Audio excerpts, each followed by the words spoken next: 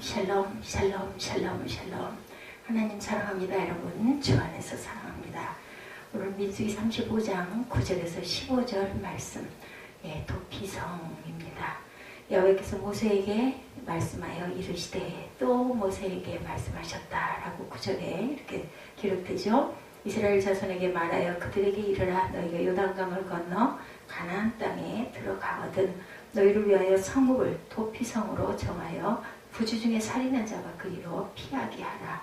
이는 너희가 복수할 자에게서 도피하는 성을 삼아 살인자와 회중 앞에서도 판결을 받기까지 죽지 않게 하기 위함이니라. 도피성을 두어서 살인자가 판결 받을 때까지 보호되어야 된다라는 말씀이죠. 너희가 줄 성읍 중에 6을 도피성이 되게 하되 새 성읍은 요단 이쪽에 두고 새 성읍은 가나안 땅에 두고 도피성이 되게 하라. 이 6성읍은 이스라엘 자손과 타국인과 이스라엘 중에 거류하는 자의 도피성이 되리니 부지 중에 살인한 모든 자가 그리로 도피할 수 있으리라. 보호책을 마련하신 성읍 6개를 보호책을 마련하신 그러한 하나님의 말씀입니다. 흔히 인생을 가리켜서 우리가 생로병사라고 하죠. 태어나서 죽을 때까지 병들고 늙어지고 온갖 고난을 당하며 살아간다라는 말이죠. 인생에 낙이 없는 것은 아니지만 모든 낙이 파묻힐 정도로 인생의 고난이 심하기 때문에 생로병사 이렇게 뭉뚱그려 표현하기도 합니다. 정말 이 말처럼 인생을 살다 보면 힘들 때가 너무너무 많죠. 그럴 때면 차라리 어디로 도망가 버릴까 하는 충동마저 느끼게 됩니다. 우리 한국 사회는 스트레스가 엄청 심하다고 그러죠. 어느 나라나 그렇기도 하겠지만 오히려 아주 미개한 국가들이 스트레스는 더 적다 그래요. 우리나라도 한 20, 30년 전 이렇게 발달되지 않을 때 전자적인 부분들 발달되면서 휴대폰이 나오고 컴퓨터가 아주 발달되고 이런 것들이 생활에 아주 편리한 이기로 사용되면서 굉장한 스트레스가 더 생긴 것 같습니다. 시간적인 것도 굉장히 단축이 될 것 같은데 왜냐하면 편리하게 연락도 빨리빨리 그죠? 원하면 어디서나 전화할 수 있고 해외든 어디든 상관이 없죠. 이런 시대 굉장히 빠르고 좋아서 여유가 많을 것 같은데 오히려 시간적인 여유는 점점 더 없어집니다. 언젠가 한 연구소의 조사 자료를 보니 우리나라 직장인의 스트레스가 아시아에서 1위, 간암 사망률이 세계 1위, 흡연율이 또한 세계 1위, 교통사고율이 세계 1위라고 합니다. 좋지 않은 1위를 이렇게 여러 개를 차지했습니다.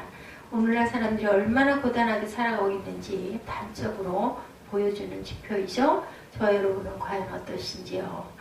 인생을 살아가면서 당하는 갖가지 어려움, 고통, 불안 그런 것들을 효과적으로 극복하고 계십니까? 여러분들 그 모든 것에서 벗어날 수 있는 피난처가 계십니까? 오늘 성경 본문은 우리에게 가장 확실하고 완전한 피난처를 제시해주고 있습니다. 구약 이스라엘의 도피성이죠. 아무쪼록 오늘 말씀을 통해서 온갖 인생곡 가운데 넉넉히 승리하시는 저와 여러분 되시기를 주님의 이름으로 축복합니다. 본문은 이스라엘이 출애굽 후 광야를 통과할 때 하나님께서 주신 말씀입니다. 앞으로 가나안 땅에 들어가면 새로운 국가를 형성하게 될 때 수립할 제도 중에 하나를 제시하시죠. 이른바 도피성 제도입니다. 구약 성경은 기본적으로 살인자는 반드시 죽임을 당해야 한다고 말씀하죠. 피살된 사람의 가장 가까운 친족이 살인자를 죽일 수 있었습니다. 그 시대에는. 그런데 우발적인 살인자, 고의성이 없는 잘못돼서 그저 사고로 살인을 하게 되는 경우에 피할 길을 보장해 주는 게 도피성 제도인데 벌목하느라 도끼를 사용하다가 그만 도피자루가 빠져나가서 그 도피자루가 내가 원하지 않았던 어떤 사람을 상해하는 경우, 죽이는 경우도 있습니다. 지나가는 사람을 그냥 공연히 아무 감정도 없이 그렇게 맞는 경우가 있겠죠. 이럴 때마다 보복을 하게 되면 계속 살인은 연쇄적으로 일어날 수밖에 없다.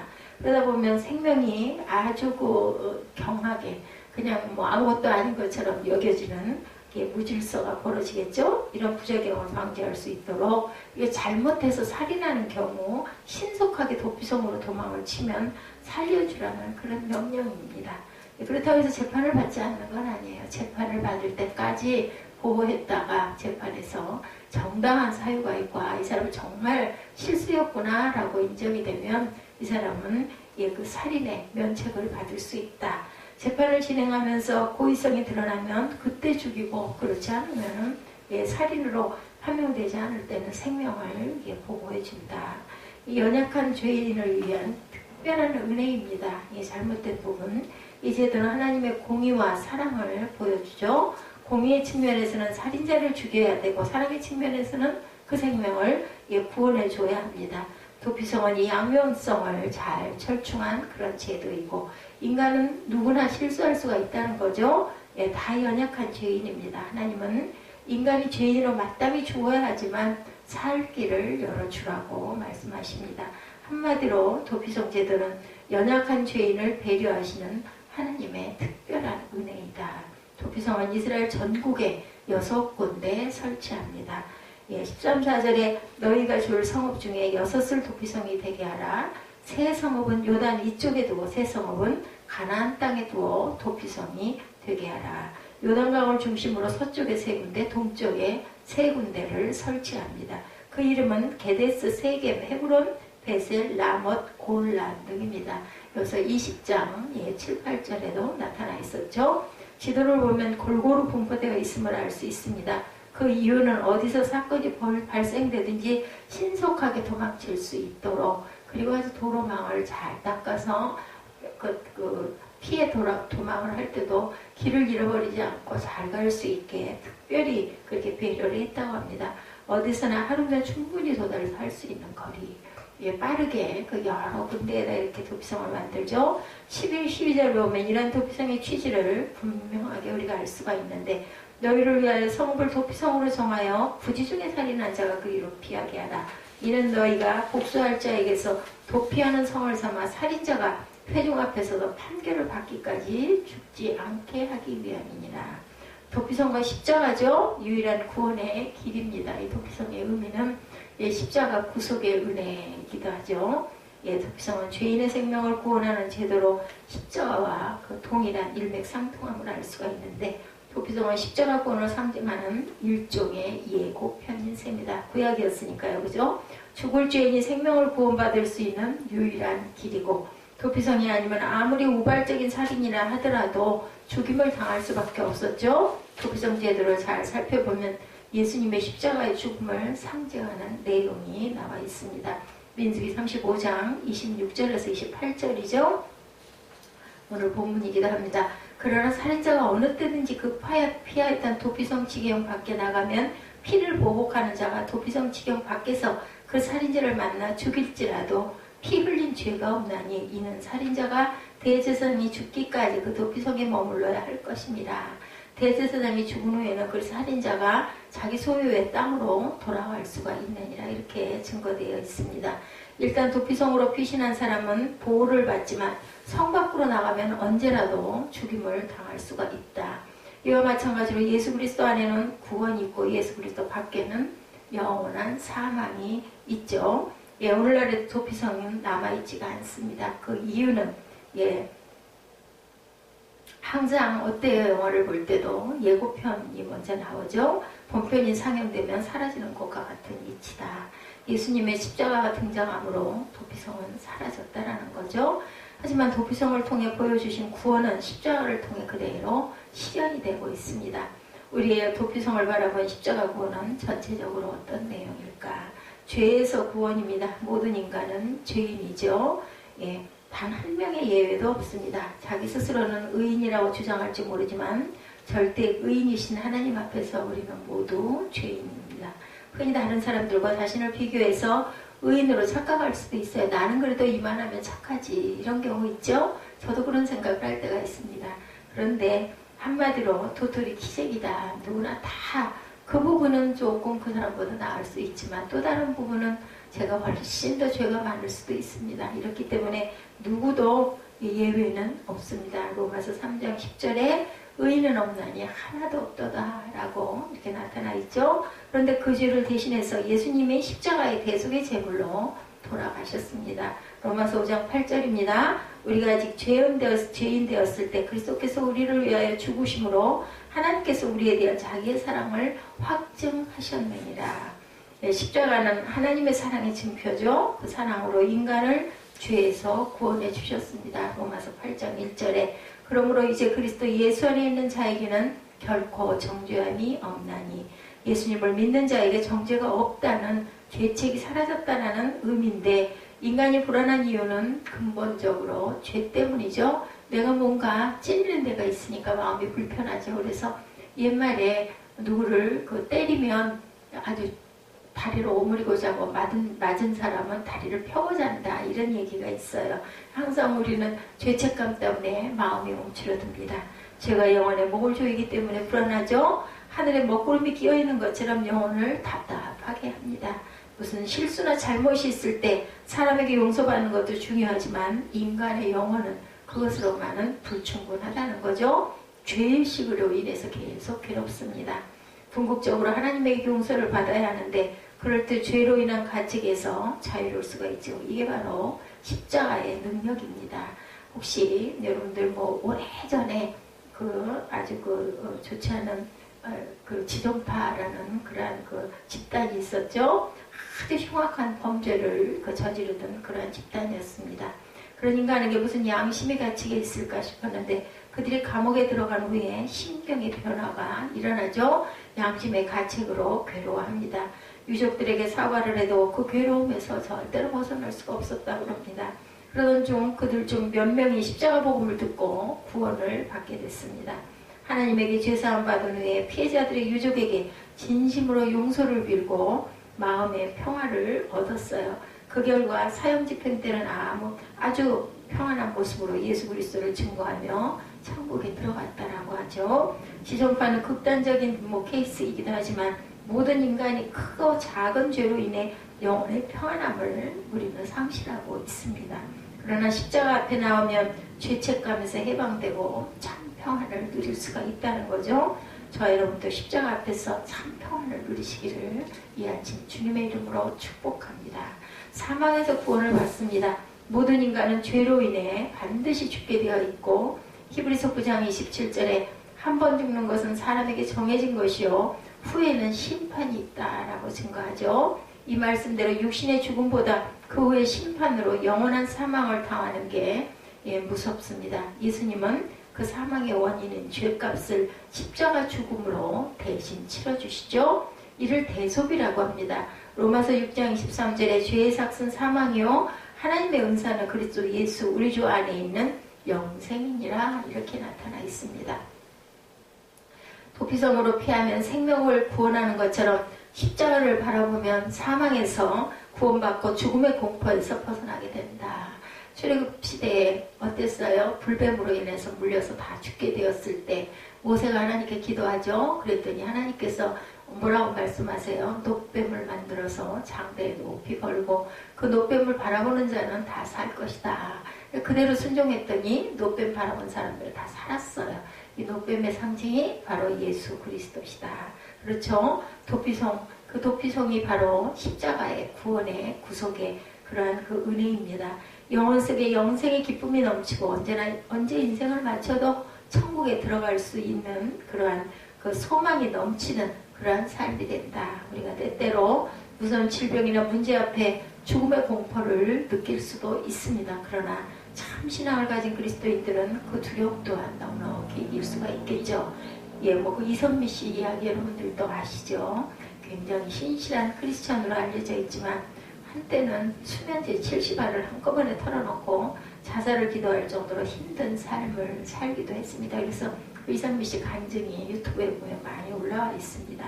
다행히 죽지 않고 하나님을 만나죠. 그래도 고난이 없어지는 것은 아닙니다. 하나님 만나서 마음에 그 평안을 얻고 기쁨을 얻고 그리고 소망이 막 용솟음 치고 그까짓 것 좀 아무 상관없어 아무것도 아니야 이렇게 된다 하지만 그 문제가 아주 없어지지는 않습니다. 그런데 중요한 건 뭐예요? 그것을 견디고 극복할 힘을 받는 게 아주 중요하죠. 그분에게 중한 질병이 있다고 합니다. 그런데도 보면 얼마나 그 여유 있고 의연한 모습인지 모릅니다. 갑상선에 종양이 있다고 그러죠. 이렇게 간증합니다. 간에도 자궁에도 10개나 됩니다. 그런데 감사해요. 얘네들이 나를 닮아서 그런지 자라지를 않아요. 그리고 웃는다고 그러죠. 키가 작은 자신의 빗대어 질병의 두려움을 유머로 이렇게 날려버립니다. 이런 고백은 단순한 개그 실력이 아니라 바로 신앙에서, 믿음에서 시작된 거죠. 이런 간증을 들으면 정말 마음이 그저 뭉클해지고 따뜻해지기도 하고, 또 나도 이러한 그 아픔이 있는데, 내가 이렇게 약함이 있는데 감사하게 되죠. 나는 그래도 그분보다 낫지. 이런 위로도 우리는 받게 됩니다. 십자가 신앙으로 사망해서 구원받은 성도의 대단한 모습을 우리가 볼 때 저를 비교하죠. 암 걸려가지고 정말 고통받으면서도 평안하게 웃고 잘 극복하시는 그런 분들을 보면 아유, 나는 뭐 이거 아무것도 아니야, 이런 생각이 들죠. 정말 감사하네, 이런 마음이 됩니다. 그러함에도 불구하고 감사가 되죠. 우리도 마찬가지입니다. 죽음의 두려움이 있지만 십자가를 바라보면 천국의 소망 가운데 참 평안을 누릴 수가 있죠. 그리고 의연해집니다. 저 여러분도 육신의 죽음 넘어 천국을 확신하며 담대한 마음으로 승리하는 하루가 되시기 바랍니다. 고통에서도 그저 해방이 되죠. 도피성에 들어가면 모든 문제가 해결이 되고 절박한 위기에서 벗어납니다. 딱 보호의 그 틀 안에 딱 들어가고 나면 안심이지 않아요? 그죠? 예, 마찬가지로 십자가 앞에 나오면 모든 고통이 해결되죠. 인생을 살다 보면 수시로 험악한 일들, 고통, 시련, 질병이 우리에게 닥쳐오기도 합니다. 그럴 때면 사랑하는 가족이나 친지들조차도 도와줄 수가 없어요. 자신 외에는 누가 어떤 위로를 한다 해도, 또 그 위로를 받는다 해도, 위로하는 사람도 내가 뭐라고 위로해야 될지 알 수가 없을 때가 많죠. 그럴 때면 십자가 앞에 나아가 간구하고 위로를 받으시기 바랍니다. 예, 시편 46편 1절이죠. 하나님은 우리의 피난처시요 힘이시니 환난 중에 만날 큰 도움이시라. 시편 62편 8절에 백성들아 시시로 그를 의지하고 그의 앞에 마음을 토하라. 하나님은 우리의 피난처시로다. 이렇게 증거합니다. 하나님은 우리의 피난처가 되시며 우리 찬양 많이 하지 않습니까? 네덜란드의 복음전도자 코리 덴봄 여러분들 잘 아시죠? 1892년부터 1978년까지 사셨습니다. 그녀는 본래 평범한 시계공이었죠. 2차 세계대전 당시 나치 독일이 유대인들을 체포해서 학살할 때의 일이었습니다. 그녀의 가족들이 유대인들을 숨겨주다 체포되어서 강제 수용소에 갇히고 맙니다. 가족들이 처형되고 독방에서 4개월 동안 고통을 당했는데 그 가운데 그는 하나님을 만나는 경험을 하죠. 어두움과 악취, 옆방에서 쉬지 않고 들려오는 비명소리 등으로 고통스러운 나날이었는데 그녀는 기도라기보다는 절규하며 소리를 질렀어요. 주님 견딜 수 없어요. 이제는 믿음도 없어요. 그때 갑자기 개미들이 눈에 띄었다고 그래요. 개미들이 이동하다 보인 물을 발견하고 급히 벽에 생긴 통로로 피했다고 합니다. 그 모습을 보고 있던 그녀의 마음속에 하나님의 음성이 들려옵니다. 저 개미를 보아라. 바닥에 물이 있는 것을 보고 숨을 곳으로 달려가지 않느냐. 나에게 피해라. 내가 바로 너의 피난처다. 개미들 가서 나에게로 달려나오라. 이 음성이 들렸다고 그러죠. 그 후에 놀라울 정도로 그녀에게는 평안이 임했습니다. 그리고 얼마 안가 기적적으로 석방이 됐죠. 그녀는 전쟁이 끝난 후 유럽 각지를 다니며 용서와 사랑의 복음을 전파했습니다. 그래서 그녀의 책 제목이 주는 나의 피난처 이렇게 나와 있죠. 저와 여러분에게 예수님께서는 기다리고 계시고 우리를 초청하고 계시죠. 모든 인생의 십자가 앞에 나오기를 아무 조건이 없습니다. 아무런 값 없습니다. 그냥 뭘로 주세요? 선물로, 은혜로, 그죠? 구원의 복을 저희에게 주시죠. 죄 많은 사람도 괴로움과 복잡한 문제만 가득 가진 문제와 같은 인생도 주님 앞에 나아갈 수가 있습니다. 도피성으로 달려갔던 구약의 이스라엘 백성처럼 우리도 십자가로 나아가기만 하면 되죠. 예수님의 초청 메시지입니다. 마태복음 11장 28절에 수고하고 무거운 짐진 자들아 다 내게로 오라. 내가 너를 쉬게 하리라. 이 말씀처럼 죄와 사망 그리고 온갖 고통을 나를 향해 쫓아오고 짓누를 때 예수 십자가 앞에 나아가 승리하는 저와 여러분 되시기 바랍니다. 도피성의 이유는 어때요? 복음 전파의 사명입니다. 그런데 중요한 사실이 있죠. 도피성은 접근성이 용이하다는 특징을 갖고 있어 얼마든지 갈 수가 있죠. 그런 사실은 오늘날 복음 전파의 사명이 얼마나 중요한지를 교훈해 줍니다. 신명기 19장 3절에 내 하나님 여호와께서 내게 기업으로 주시는 땅 전체를 세 구역으로 나누어 길을 닦고 모든 살인자를 그 성으로 도피하게 하라 이렇게 증거하죠. 도피성으로 가는 도로는 넓게 닦아야 합니다. 유대인 랍비들이 구전에 가면 14m나 되었다고 그러죠. 도로 정비도 아주 잘 되어 있다고 했습니다. 요즘 기준으로 보면 엄청난 투자를 한 거예요. 예, 산업도로나 관광도로도 아니고 구원도로인데 정성을 다해서 누구든지 어디서나 하루 안에 갈 수 있도록 그렇게 배려했죠. 특히 도피성으로 피하는 사람에게 아무런 제한이나 처벌이 없습니다. 15절에 이 6성읍은 이스라엘 자손과 타고 근거 이스라엘 중에 고려하는 자의 도피성이 되리니 부지 중에 살인한 모든 자가 그리로 도피할 수 있으리라. 유대인이나 이방이나 남녀노소 빈부 귀천 누구나 막론하고 도피성으로 피신할 수가 있었다. 아무런 자격의 제한이 없습니다. 예수님의 십자가도 그렇죠. 십자가에 달려 들어가실 때 죄패가 특이했죠. 요한복음 19장 19절에서 20절에 빌라도가 패를 써서 십자가 위에 붙이니 나사렛 예수 유대인의 왕이라 기록되었더라. 예수께서 못 박히신 곳이 성에서 가까운 곳으로 많은 유대인들이 이 패를 읽는데 히브리어와 로마어와 헬라어로 기록되었더라. 죄패가 3개국으로 기록되었고 골고다 언덕이 예루살렘 밖 대로변에 있었죠. 6월절이라 수많은 인파가 지나다녔을 텐데 그때 모든 사람이 다 볼 수 있게 했다. 어떤 사람이나 볼 수 있도록 3개국어로 만들었습니다. 가장 많이 사용하던 히브리어, 로마어, 헬라어로 기록이 되어 있다는 거죠. 6월절이라 수많은 인파가 지나다녔죠. 이것은 바로 복음의 개방성을 의미합니다. 예수께서 부활 성취하실 때도 이렇게 말씀하시죠. 마가복음 16장 15절입니다. 너희는 온 천하에 다니며 만민에게 복음을 전파하라. 그러므로 우리는 정말 명심해야겠죠. 각기 십자가 앞에 나오는 게 제일 중요하지만 그 다음으로 다른 사람에게 십자가 복음을 전해주는 게 중요합니다. 우리의 사명, 도피성이 필요한 사람들이 얼마나 많은지 내가 전하는 말 한마디가 남을 구원할 수 있다는 것, 위로할 수가 있다는 것, 심지어 인생의 대전환도 이룰 수가 있습니다. 작곡가 핸델이 불후의 명작 메시아가 작곡된 것을 놀랍게도 굉장한 슬럼프 속에서였다고 하죠. 그는 공연도 제대로 못하고 경제적으로 궁핍한 시절을 보내고 있었습니다.